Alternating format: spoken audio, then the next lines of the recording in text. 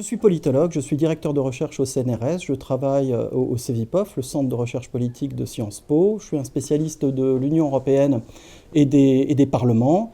Et dans mes loisirs, je fais plein de choses, mais notamment je me suis remis à dessiner à la faveur du premier confinement lié au Covid. Je viens de publier un livre qui s'appelle « Trésor automobile du XXe siècle », dans lequel j'ai réuni 60 des dessins que j'ai faits. Et finalement, le livre est une espèce de panorama de la production automobile du XXe siècle, plutôt des voitures de sport, plutôt des voitures de luxe, mais pas exclusivement, avec vraiment l'idée de faire quelque chose qui soit le plus éloigné possible de mes activités habituelles. Il y a d'ailleurs des études qui ont été faites de sociologie politique sur comment votent les propriétaires de Mercedes, de Citroën ou de Peugeot, mais là, en l'occurrence, non.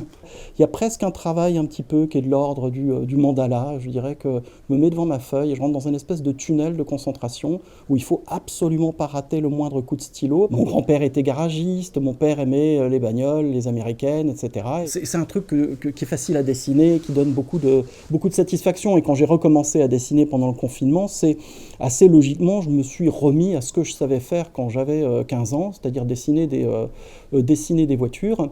Et voilà. Sciences Po.